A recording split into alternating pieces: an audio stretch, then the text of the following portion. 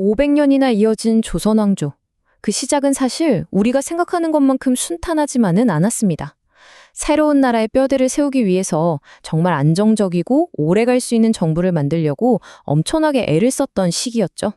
오늘 바로 그 치열했던 고민의 현장으로 들어가 보겠습니다. 이 질문이야말로 조선이 세워지고 나서 약 200년 동안 조선의 정치를 관통했던 가장 핵심적인 화두였습니다. 과연 강력한 왕이 혼자서 모든 걸 이끌어야 하는가? 아니면 현명한 신하들과 머리를 맞대고 나라를 다스리는 게 맞는가? 이 팽팽한 긴장감, 이게 바로 조선의 역사를 만든 원동력이었죠. 자, 그래서 오늘은요, 먼저 조선 초 권력의 균형추가 어떻게 왔다 갔다 했는지 그 권력의 추 얘기를 해볼 거고요. 그리고 왕과 신하를 감시했던 아주 특별한 조직, 또 구세대와 신세대의 엄청난 충돌과 그 결과로 나타난 피해 숙청까지.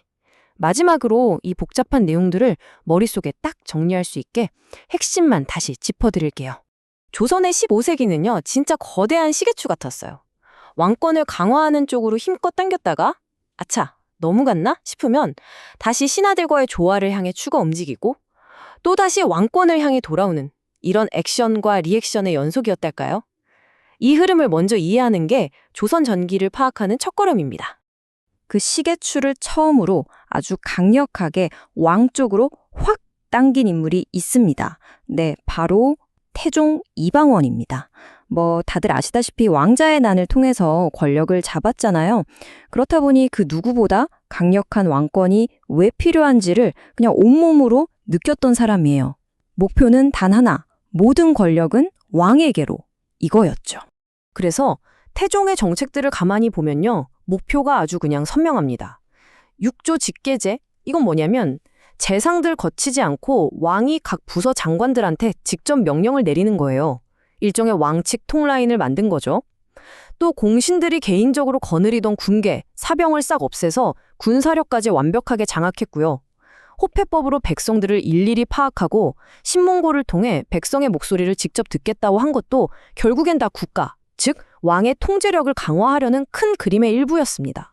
자, 아버지가 이렇게 강력한 왕권을 향해서 추를 끝까지 밀어붙였다면 그 아들인 세종은 어땠을까요? 정반대였습니다. 그 추를 다시 부드럽게 중앙으로 되돌려 놓습니다. 왕과 신하가 서로 존중하면서 조화를 이룰 때, 바로 그때 나라가 가장 발전한다고 믿었던 위대한 균형의 왕이었죠. 세종의 정책은 태종과 방향이 완전히 달랐어요. 의정부 서사제는 왕이 일일이 간섭하는 대신에 신하들이 충분히 토론해서 의견을 모아 왕에게 보고하도록 한 시스템입니다. 또 집현전은 그냥 책만 읽는 곳이 아니라 왕과 신하가 함께 공부하고 정책을 가지고 밤새 토론하는 그야말로 소통의 중심이었죠.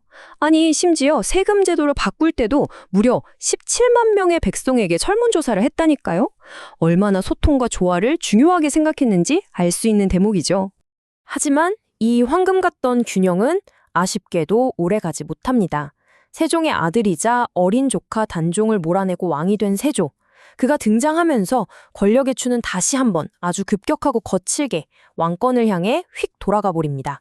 세종이 애써 만든 협력의 시스템, 상당수가 이때 무너지게 되죠. 세조가 한 걸 보면요, 정말 놀라울 정도로 세종의 정책을 정확하게 뒤집습니다. 의정부 서사제를 없애고 할아버지 태종이 했던 육조직계제를 다시 부활시켰고요. 자신에게 쓴소리를 해대던 집현전 학자들의 본거지를 아예 없애버렸습니다. 그리고 경제적으로는 직전법이라는 걸 실시해서 이제 현직 관리에게만 토지에서 세금을 거둘 권리를 줬어요. 관료들을 확실하게 국가의 통제 아래 두겠다는 의도였죠. 이렇게 양극단을 정신없이 오가던 권력의 시계추가 드디어 안정적인 중간 지점을 찾게 됩니다. 바로 성종 때죠. 성종은 강력한 왕권이냐, 신하들과의 조화냐, 이 둘 중 하나를 택하기보다 이 모든 걸 아우르는 법과 제도를 통해 안정적인 국가 시스템을 만드는 데 집중했습니다. 한마디로 시스템의 왕이었던 거죠. 성종에 업적하면 뭐니 해도 바로 경국대전의 완성입니다. 이건 그냥 법전이 아니에요. 조선이라는 나라의 A부터 Z까지 모든 운영 방식을 담은 국가 운영 매뉴얼을 만든 겁니다.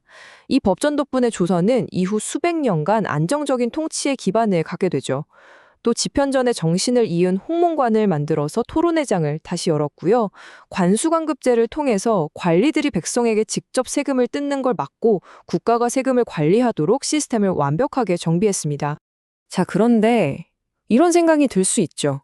왕이나 고위 관료들이 너무 막 나가면 어떡하지?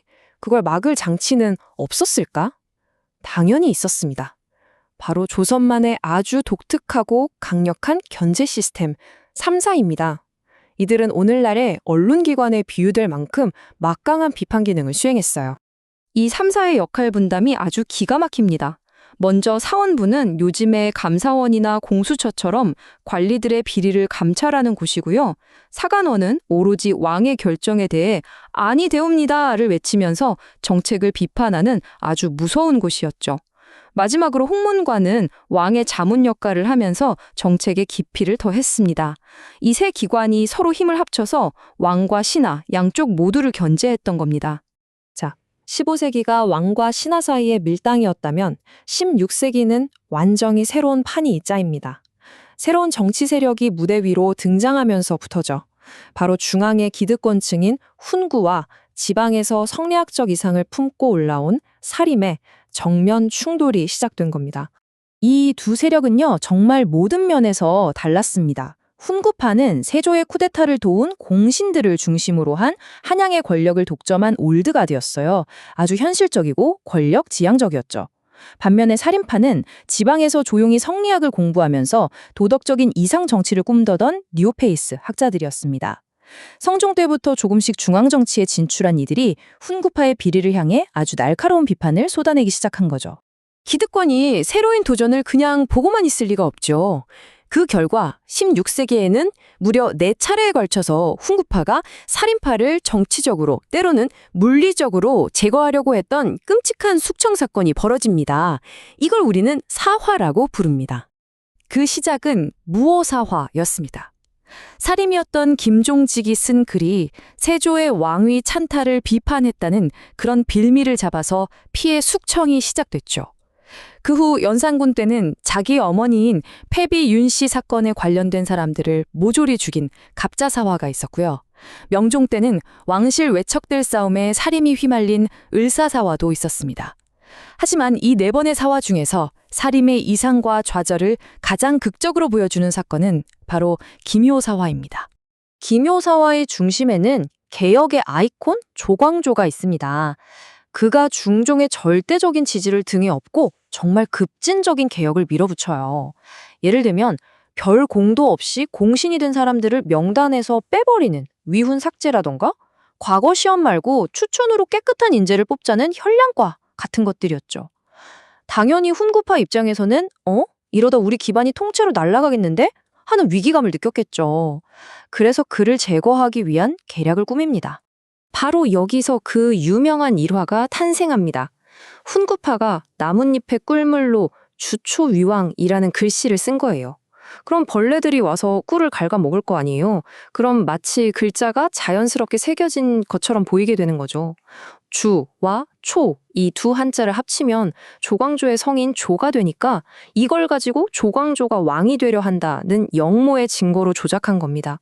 결국 이 어처구니 없는 모함에 조광조와 수많은 사림들이 목숨을 잃고 맙니다. 자, 여기까지 정말 숨가쁘게 달려왔습니다. 머릿속이 좀 복잡하실 수도 있어요. 괜찮습니다. 지금부터 몇 가지 핵심 개념들만 딱딱 짚어서 확실하게 구분해 드릴게요. 이것만 기억하셔도 조선 전기 역사의 큰 그림 절대 놓치지 않을 수 있습니다. 첫 번째 핵심, 바로 통치 시스템의 차이입니다. 육조직계제는 왕이 모든 걸 직접 결정하는 수직적인 시스템, 목표는 왕권 강화입니다.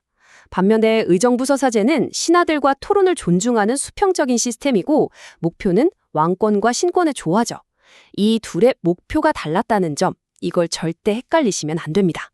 두 번째로 자주 빠지는 함정, 바로 3사입니다. 고려시대에도 똑같은 이름의 기구가 있었거든요. 그런데 역할은 완전히 달랐습니다.